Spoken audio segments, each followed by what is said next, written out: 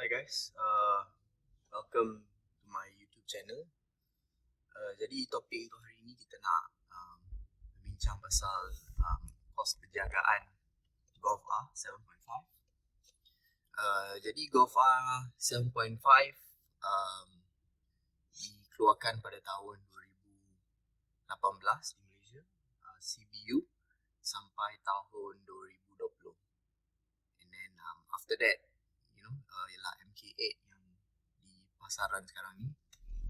Tapi untuk Golf R 7.5 ni, perbezaan antara 7 dengan 7R adalah dia punya gearbox dia. So 7R didatangi dengan DQ 250 sama seperti GTI, tapi MK 7.5 onwards dia punya gearbox dah bertukar. So gearbox sekarang ni DQ 381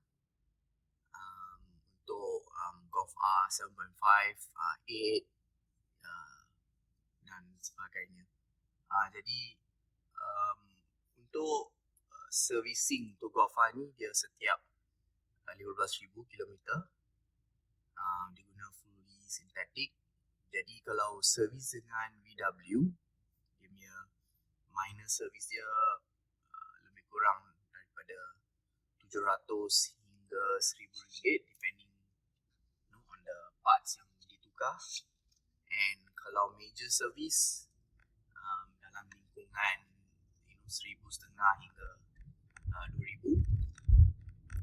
Kalau anda servis dengan VW service center.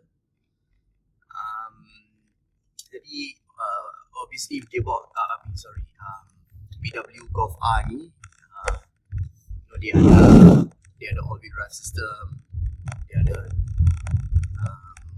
dia punya rear axle oil yang perlu ditukar as well.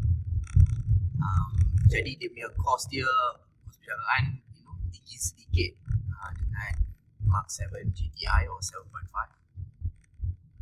In terms of maintenance, like wear and tear, tire dia guna 19 inch. Dia punya tire size dia 235 19. Jadi harga tire dalam lingkungan depending on brand yang korang nak pakai, tapi dalam lingkungan 600 hingga 1,000 ringgit or 1,000 lebih kalau you pakai semi-slick ataupun UUHP punya tire.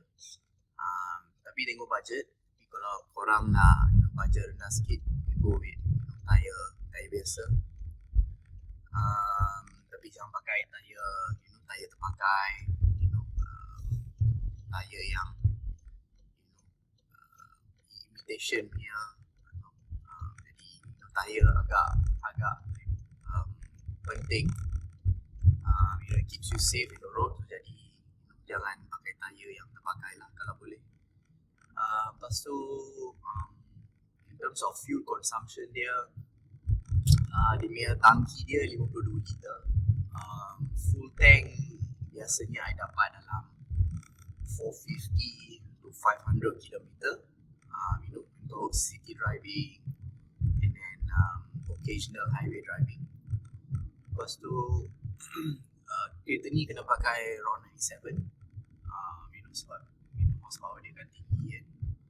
So with the current fuel price, full tank dalam 180 hingga 190 depending on harga minyak. Apa lagi, brakes, brake pad, tengok how often korang tugih. Tapi brake pad untuk brake depan dalam 1,000 lebih kalau tukar dengan Volkswagen. Brake depan dia besar sikit, dia punya brake disc dia daripada brake belakang, so cost dia tinggi sikit.